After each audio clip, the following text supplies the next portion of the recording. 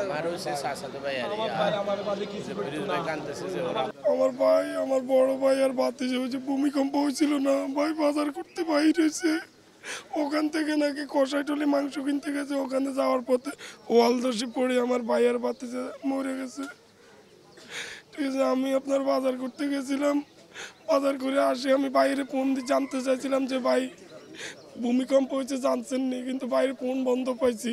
পরে আমি আমার আম্মা আমার ভাইয়ের বাসায়, আম্মা গ্রামে থাকে কিন্তু ঢাকা আসছে ডাক্তার দেখাইতে, ভাইয়ের বাসায় আম্মারে ফোন দিয়েছি, মা ভূমিকম্প হয়েছে শুনছেন?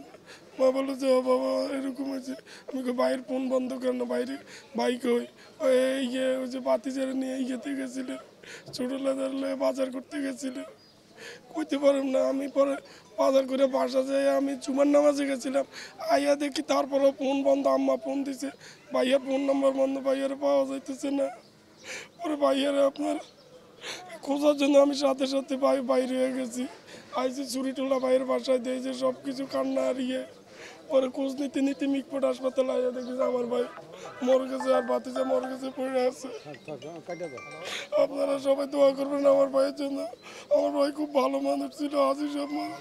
বাজার খাওয়া লাগছে বুকুল তো বাজার লই যায় না, এদিকে জুম্ব নামাজ শেষ হয়ে গেছে, বাজারে মানে বাসায় যাইতেছে না বাজার নিয়ে, আর এই খবর হেরা পায় না। তারপরে খোঁজ নিতে এখন যে মিটপুর হাসপাতালে লোক মারা গেছে, এই নাই খবর পাইছে যে বাপুত মারা গেছে, এই আমরা মানে তাড়াতাড়ি দৌড়িয়ে আসছি। বংশালে বাজার করতে আছে বাপ ছেলে মিলে, কাপড়ের ব্যবসা রাখেন সিটি সদরঘাট। মানে তার পরিবারে তার ছেলে 4টা, এক ছেলে অস্ট্রেলিয়া, এ হয়তো 1 মাস হয়ে গেছে, আর এক ছেলে মাদ্রাসা পায়, আর এক ছেলেরা সে ছোটো বাজারে নিয়ে আসছে, বাপের লাগায় না হাত ধরে আইছে বাজারে, এই বাজারে আর ফিরে যায় না। আমরা তো বুঝি বাজার নিয়ে আসবে বাজার যায় না। 2টা-15 সময় খবর পাই যে আমরা খোঁজে নামছি, এই যে মারা। ভূমিকম্প হওয়ার পর আমিও বাইরে ছিলাম, তখনই 10 মিনিটের মধ্যে জানতে পারি যে কষাইটুলি 4 জন লোক মারা গেছে। পরবর্তীতে বিভিন্ন নিউজে জানতেছি যে 3 জন মারা গেছে, একজন জীবিত আছে। তো এই আমি যে তলায় থাকি 7 তলায়, এরা 5ম তলায় থাকে। আমি তখনও জানি না যে এরা এই অবস্থা আর কি। পরবর্তীতে জানলাম যে রাফি মারা গেছে এবং তার মায়ের অবস্থা সিরিয়াস, এবং মাকে এখনও জানানো হয়নি, সে এখনও হুঁশ আসেনি তার, এবং তাকে জানানো হয়নি কোনো কিছুই। আমার জ্যাঠাতো ভাই এবং আমার ভাতিজা সহ ওনারা 2 জন নিহত হয়েছে। ইন্না লিল্লাহি ওয়া ইন্না ইলাইহি রাজিউন। আমরা খুবই মর্মাহত। আমাদের বাইরে এক উজ্জ্বল নক্ষত্রকে আমরা হারিয়ে ফেলেছি। আমাদের ফ্যামিলি, আমাদের সমাজ, আমাদের ওই এলাকায় যেই কোনো লোক ওনার কাছে গেলে উনি কাউকে খালি হাতে ফিরাইতো না। একজন খুব পরোপকারী সাদা মনের মানুষ ছিলেন। মহান আল্লাহ আজ এই পবিত্র জুমার দিনে ওনাকে শহীদি মর্যাদা দান করছেন। আমরা মহান আল্লাহর কাছে আমাদের কোনো অভিযোগ নাই। আল্লাহ ওনাকে ডাক দিয়েছেন, উনি চলে গেছে। আল্লাহ যেভাবে ওনারে ডাক দিয়ে নিয়ে গেছে, আল্লাহ যেন ওনাকে আল্লাহর মেহমান হিসাবে আল্লাহ কবুল করে। ওনাকে বিনয় হিসাবে যেন আল্লাহ ওনাকে এবং ওনার ছেলে সহ এই যারা মারা গেছে এই ভূমিকম্পের কারণে, আল্লাহ সবাইকে বিনয় হিসাবে বেহেশত নসিব করুক। এবং শোক সন্তপ্ত পরিবারের প্রতি আমরা সমবেদনা জ্ঞাপন করা ছাড়া আমাদের আর কিছুই নেই। আল্লাহ এটা থেকে আমাদেরকে শিক্ষা নিয়েও আমরা যেন ভবিষ্যতে সমাজ বিনির্মাণে অবদান রাখতে পারি, এই প্রত্যাশাই আমাদের সবার কাছে। আমরা অভিযোগ করলে কিছুই হবে না। কখন আপনাদের কাছে লাশ হস্তান্তর করা?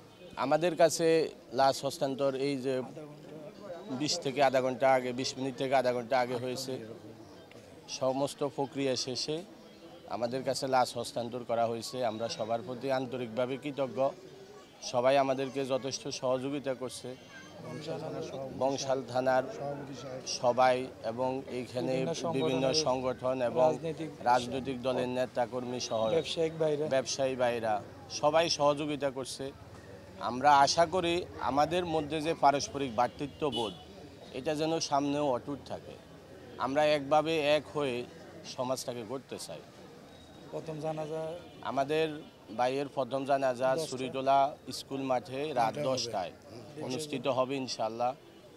এরপরে আমরা ওনাকে নিয়ে আমাদের গ্রামের উদ্দেশ্যে রওনা দিব সকাল 9টায় আমাদের দ্বিতীয় জানাজা হবে। আমাদের ওইখানে বাইর হাতেই প্রতিষ্ঠিত আমাদের একটা মসজিদ আছে, আজ সুন্নাহ মাদ্রাসা ও মসজিদ কমপ্লেক্সে ওনার দ্বিতীয় জানাজা অনুষ্ঠিত হবে।